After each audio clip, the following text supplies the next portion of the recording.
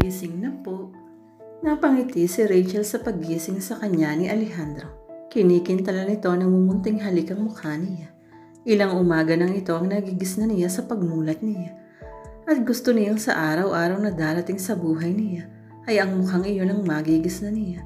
Good morning din po. Napahagikik siya. Bumangon na siya. Nakahiga pa rin ito, nakahubad. Ibinato ni Rhea ito ang isang tuwalya. Bomba ka. Pugi naman. At naisip niyang totoo yun. Habang tumatakbo ang mga oras, ay lalong gumagandang lalaki ito sa paningin niya. Natutuwa siya. 1 linggo na lamang at ikakasal na siya. Ibig sabihin, 1 linggo na lamang siyang magpapanggap na tentay at magiging maayos na ang lahat. Bahala si Martin na mag-isa sa altar, maghintay sa kanya. Sa palagay niya hindi naman ito gagawin niyon. Ang hinala niya, ilang araw bago ang mismong kasal, ay magsisimula na itong tumawag sa lahat ng imbitado. Hindi baliw ang lalaking iyon. Marahil ay umaasa itong makukonsensya siya sa mga magulang niya. Nagkakamali ito. Hindi niya isusugal ang buong buhay niya para lamang sa kahihiyan ng mga magulang niya. Lilipas ang kahihiyan at lalong hindi siyang naghatid sa mga ito ng kahihiyang iyon. Ang mahalaga sa ngayon ay ang laman ng isip niya sa ngayon at ang relasyon nila ni Alejandro. Kahit wala silang pinag-uusapan tungkol sa sitwasyon nila, sa palagay niya ay wala na silang dapat pang pag-usapan pa. Tama na ang sinabi nitong bago raw magpasukan ay magtatanong ito sa kinauukulan tungkol sa sitwasyon niya nang sa ganun ay makapagpatuloy siya sa pag-aaral. Bago raw sumapit ang panahong iyon ay kailangang mahusay na siyang magbasa at magsulat. Natutuwa siyang pinaplano nito ang mga ganoong bagay. Nangangahulugan iyon na talagang gusto nitong mag-improve siya. Pero hindi na kailangan. Sa susunod na linggo lamang ay sasabihin na niya ang lahat-lahat dito. Siguro ay makakahinga ito ng maluwag sa totohanan ng sinabi niya. Gutom na ba ang magandang babae? Hindi pa. Pero ipagluluto kita. Sarapan mo. Oo, luto ng Diyos. Sinapak niya ito ng pabiro. Tawa ito ng tawa habang ang mga labi gumagapang sa katawan niya. Sa loob ng nakalipas na 1 buwan ay wala na silang ginawa, kundi ang magkulong sa silid na iyon. Hindi na siya sa ibaba matutulog kundi doon na. Bandang hapon ay nagpaalam itong may bibilhin lang daw sa bayan. Hindi na siya sumama. Naghanda na lamang siya ng hapunan. Unti-unti ay natututo siyang magluto. She felt good cooking for Alejandro. Sa katunayan ay hindi na bara-bara ang ginagawa niyang paglilinis ng bahay. Hindi na rin basta-basta ang paglalaban niya ng mga damit nito. She found pleasure in doing those things. It was ridiculous, she knew, but that was how she felt. Siguro ay mahatid talagang kung anong saya kapag para kay Alejandro ang ginagawa niya, kahit maliit na bagay lamang iyon. Idagdag pa sigurong matinding magpakita ng appreciation ng lalaki. Isa yun sa mga bagay na gustong-gusto niya rito. Kapag mabango ang labada niya, nagdadrama pa ito. O ay ang pagpapasalamat sa kanya. Tinatawanan lamang niya ito. Pero ang totoo ay masaya siya. Masaya sila. Isang bagay na alam niyang kapwa nila damang-dama. Natatawa siya nung minsang dumalaw si Pedro sa bahay na may tuba na pasalubong sa kanya. Kinausap ito ng masinsina ni Alejandro. Sinabihan itong tumigil na ito sa panliligaw dahil naunahan na nito ito. Aliw na aliw siya kay Alejandro dahil maging kay Pedro ay mukhang nagsiselos ito. If he only knew her heart beat only for him. Nang makabalik ito ay ibinigay nito sa kanya ang cellphone. Nag-text daw si Penpen sa kanya. Pinadalhan niya ng text messages ang babae. Nang hindi ito mag-reply, itinawagan niya ito. Pero anong balita? Nasaan ka na ba? Anong nasaan? Di nandito pa rin sa pinsan mo. Kumusta ang lahat dyan? Okay naman. Okay ka lang ba? Napansin niyang parang kinakabahan ng tinig nito. Para pang naiiyak ito. May sakit ako eh. Ganun ba? Sige, magpahinga ka na. Mag-text ka lang kay Alejandro kapag pwede na akong tumawag ulit. Okay. Kapipindot pa lamang niya ng pulang buton ng cellphone ng piringa ni Alejandro ang kamay nito. Ang mga mata niya, natakwa kagad siya. Ano na naman yan? Sorpresa, Inday. Sorpresa. Hagik-hik siya ng hagik-hik. Pinalakad siya nito patungo sa komedor. Saka inalis ang kamay sa mga mata niya. Wala siyang nakita sa hapag kundi pritong galunggong.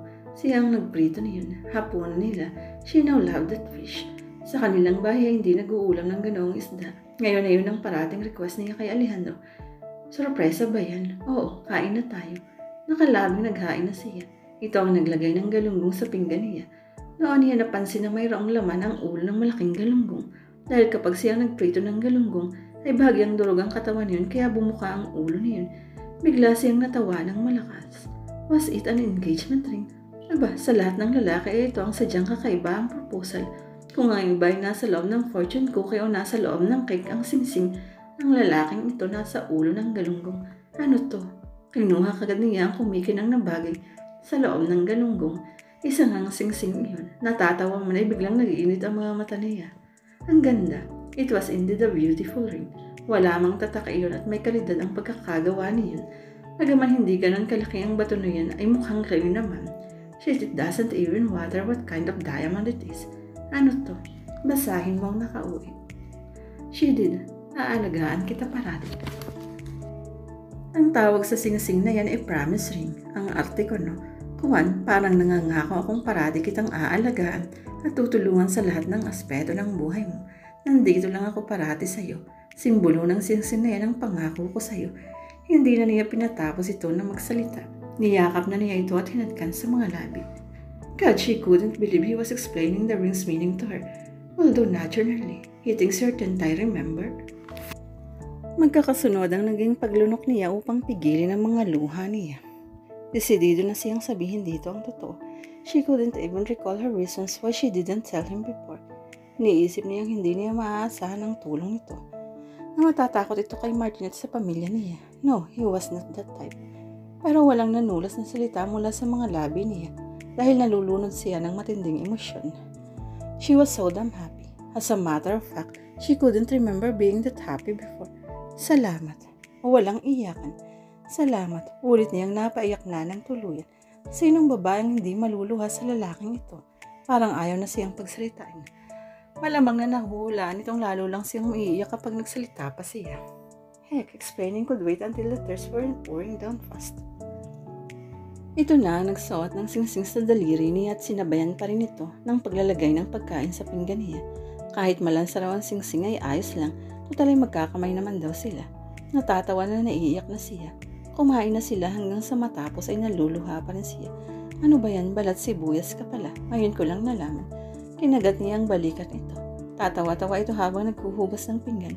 Nang matapos ay nilagyan ito ng toothpaste ang toothbrush niya. O magsipilyo muna tayo bago tayo maglaplapan. Ang lakas ng halakak niya at gaya ng sinabi nito. Pagkatapos nilang mag-toothbrush ay nilkagad nito ng halikang mga labi niya. Maagang nagising si Rachel at agad siyang bumabago upang ipagluto si Alejandro. Hanggang kaninang madaling araw ay asikaso niya siya nito, kaya siya naman ang mag-aasikaso rito. Nagprito siya ng itlog at nagbukas ng corned beef. Iniinit lamang niya iyon. Ang kaning lamig ay sinangag niya. She did well. Pwede nang pagtiyaga ng iniluto niya. Tatawagin na lamang niya dapat si Alejandro ng pagsilip niya sa bintana ay nakita na niya naglalakad palapit sa bahay si Penpen. Takang-taka siya. Nilabas ka agad niya ito. Anong ginagawa mo rito? May sasabihin ako sa'yo. Anything wrong? Wala, halika. Naglakad ito patungo sa gate ng farm. Sumunod siya rito. Mabibilis ang hakbang nito na kahit ano ang gawin niyang pagtatanong dito, ay sinabi nitong mamaya na nito sasagutin. She almost couldn't keep up with her. Nang makarating sa pinaka-gate ng farm ay nakita niya ang isang SUV na nakaparada sa di kalayuan. Wala pa ang bantay ng gate. Malamang ay rumuronda pa yun. Anong ibig sabihin nito? Whose car is that? Pasensya ka na, Rachel. Napag-utusan lang ako. Umibis mula sa sasakyan si Martin at bago pa siya makatakbo palayo, ay nalapisan na siya nito at binuhat pa sakay sa sasakyan. Anumang pagpalag niya ay hindi siya pinakawalan nito. Naiwan nila si Penpen. May kasama silang dalawang lalaki sa sasakyan. Nang tumakbo na ang sasakyan, ay saka lamang siya pinakawalan ni Martin. Tamyo, dinuro niya ito. Ang kapal ng mukha mong gawin sa akin ang lahat ng ito. How could you do this to me? Hindi ako papayag na hindi matuloy ang kasal natin. It had been announced. Mapapahiya ako sa lahat ng tao. Kagagawan mo rin. Ganito ka ba talaga? Gusto mong pinupers ang babae ayaw naman sa'yo. Hindi ito umimik. Inabot niya ito at tinampal sa braso. Pagkatapos ay humalakip-kip siya. Kailangan niya ng matinong isip. Walang mangyayari kung dadaanin siya sa dasang lahat. Naiwan si Penpen sa bahay ni Alejandro. Malamang nasasabihin na nito sa pinsan ng totoo. What did you do to Penpen? She's loyal to me. Nabisto ko na ang self-accomplice mo. At sinasabi na niya sa pinsan niya kung sino ka talaga. I'm pretty sure he would want to have anything to do with you. Yan ang akala mo. Malakas ang hinala niyang susundan siya ni Alejandro. Tiyak niyang sasabihin dito ni Penpen ang lahat. Malamang na walang ideya si Penpen sa namamagitan sa kanila ni Alejandro at sasabihin nito ang lahat-lahat sa lalaki.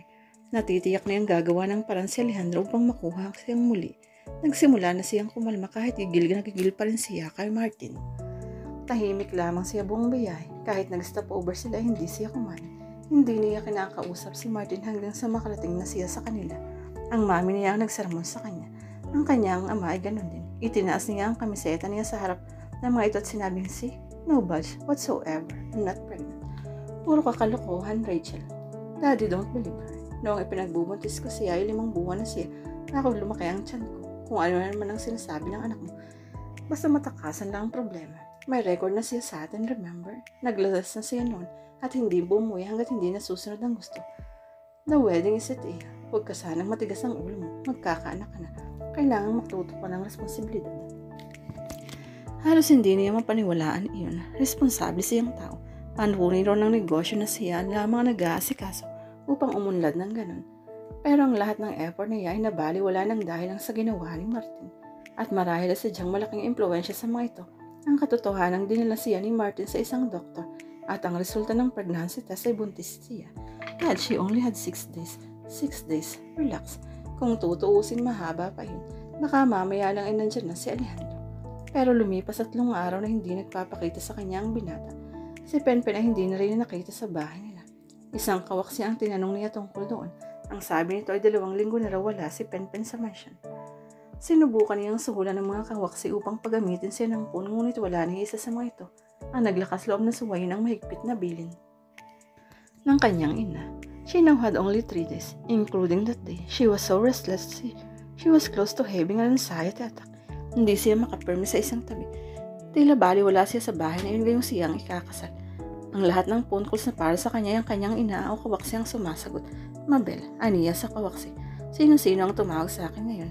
May Alejandro bang tumawag sa akin? Wala po, ma'am. Mabel, maawa ka na sa akin. Tulungan mo ko makatakas. Pasensya na po, ma'am. Hindi ko po magagawa yun. Akong tatalikod na ito ng pakiusapan uli niya. Pwede bang ibili mo na lang ako ng cellphone? Lalong hindi ko po magagawa, ma'am. Pwede bang tawagan mo na lang itong number nito? Pakisabi kailangan ko ng tulong. Ang hindi ko po magagawa. Napaiyak na siya. Hindi ka ba naaawa sa akin, Mabel? Ayoko magpakasal kay Martin. Pero buntis na po kayo, ma'am. Dapat lang pong panagutan niya kayo. Hindi ako buntis. Pero sinabi na po sa amin ni ma'am na yun ang sasabihin niyo sa amin para kumbinsin kaming maniwala sa inyo at maawa kami sa inyo. Pasensya na po. Nakadama siya ng pag-asa. Sige kung ayaw mong maniwala, ibibili mo ako ng pregnancy test kit. I think it's about 100 pesos or so. Abunuhan mo muna dahil wala akong pera. Kapag lumabas na buntis ako, ibibigay ko sa iyo ang jacket ko. It's a Donna Karan jacket. Kahit 1,000 mo ibenta, uubra. Mukhang nag-alangan ito kaya hindi lamang ang jacket ang sinabi niya ang ibibigay niya rito, kundi maging ang ilang damit niya. Sa uli ay nagpaalam ito at sinabi nga alis daw muna upang bumili. Nang bumalik ito ay binigay nito yun sa kanya at may naisip siyang mas magandang gawin. Ibinigay niya sa babaeng lahat ng ipinangako niya rito. Saka siya nagtuloy sa silid ng kanyang ama at ina. Mukhang nagulat ang mga ito sapagkat hindi niya pinagkakakausap ang mga ito mula nang bumalik siya. Mami, can I talk to you? Sure. In here, itinuro niya ang banyo. What? Why here? Just please. Nagpatiuna na siya sa banyo. Pagpasok niya, isinara niya ang pinto at doon mismo naghubad ng short. Mukhang nabigla ito. Yeah, what are you doing? I should done this before. She prayed and poured a few drops of pregnancy tenchi. Wait for 2 minutes, it says here. This is crazy. Akmang lalabas na ito nang may maunawaan siya. Kasabwat ito ni Martin mula sa simula. My God, I can't believe this. You're in on this with him, aren't you, Mami? I don't know what you're talking about. Hindi ko lang agad naisip dahil siguro, Mami, sa likod ng isip ko. Masyadong masakit kung hindi ko i-deny na kasabwat ka ni Martin. How could you do this to me? Iha kami ng daddy mo. Hindi mo ito alam, pero hindi ko rin siya gustong pakasalan noon. It was in love with another man. Ang nililigawan ng daddy mo ay ang mama. But look at us now. We're happily married. Dahil anak ang mahalaga sa buhay ay yung ikaw ang mas mahal ng asawa mo. Maniwala ka sa akin. Hindi mo ko pwedeng ikumpara sa'yo. Why not? Besides, it's not like Martin is a bad man. He's just very in love with you. That's why he's doing this. Responsableng lalaki siya iya. At iyon ang mahalaga. Tutulad ka sa kuya mong kumuha ng basta kung sino. Ano ang napala niya. With Martin, you'd be perfectly safe iya. Gusto mo lang siya dahil ikaw ang inuuna niya. Yes, ma'am, I've always known you love attentions and affection, but I never thought you'd sacrifice your own daughter for that. Baka sa mukha nitong nasaktan ito, ngunit sa sandaling iyon ay wala siyang pakialam. She was so mad. Hindi niya kailanman naisip ng mga galit siya ng ganun katindi sa mami niya. It was time to look at the evidence that she was not pregnant. Itinas niya iyon dito. See, 2 lines, that means I'm not pregnant. Nakanganga lamang ito sa kanya. Mommy, stop acting around, okay? I'm telling Daddy. Napailing siya. Hanggang sa huling sandali ay parang nadadrama ito. Marahil upang makumbinsi siya nitong tama ito. Gamitin ang guilt niya. Pero hindi yun uubra sa pagkakataong yun. Ito ang dapat na mag-guilty at hindi siya. She had enough. Akmang palabas na siya sa pinto ng pigli na sila. What now? 2 lines sa iya. That means you're pregnant. What are you talking? Oh,